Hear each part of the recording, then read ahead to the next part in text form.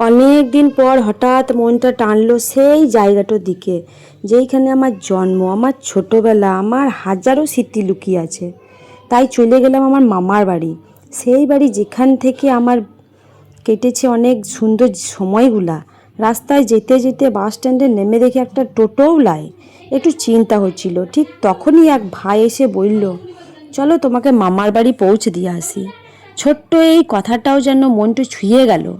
বাড়িতে পৌঁছে প্রথমেই চোখে পড়ল আমাদের সেই ছোটোবেলার বাড়ি আর তুলসী মন্দিরটা, আজও যেন আগের মতোই শান্ত আর মায়া ভরা। চারপাশটা ঘুরে দেখতে দেখতে মনে হচ্ছিল আমি আবার সেই ছোটোবেলায় ফিরে গেছি।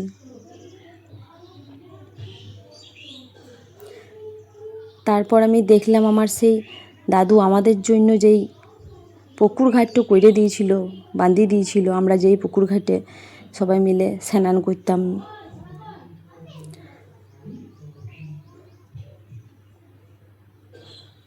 তারপর আমি চলে গেলাম আমার সেই আদরের ঘরে, মানে যেখানে আমি ছোট থেকে বড় হয়েছি আমার দিদা দাদুর সাথে, যেখানে লুকিয়ে আছে আমার শৈশবের হাজারো স্মৃতি।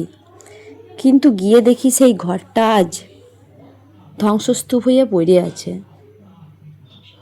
ভাঙা দেওয়াল, ভেঙে পড়া বাথরুম, পুরনো রান্নাঘর, সব কিছু দেখে বুকের ভিতরটা কেমন যেন হু হু করে উঠল।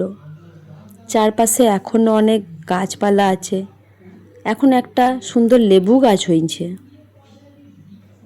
আর আছে আমার নিজের হাতে লাগানো সেই আম গাছটা।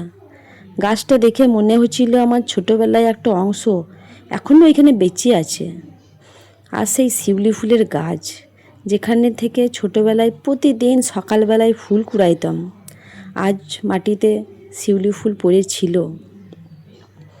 কিন্তু সেই ছোট মেয়েটা আজ আর আগের মতো লাই। একবারের জন্য চোখ দিয়ে জল গড়িয়ে পড়ছিল, তারপর নিজেকে সামলে নিলুম, আবার ফিরে এলাম।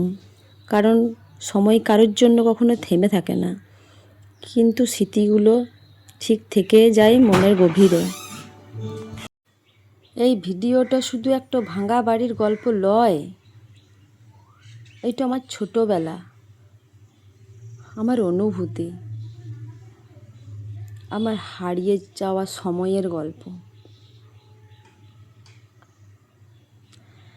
আজ মন চাইলো তোমাদের সাথে একটু ভাগ করে নিই আমার স্মৃতিগুলানকে। যাই হোক, আমি নিজেকে সামলে নিয়ে আবার ফিরে এলাম নিজের জায়গায়।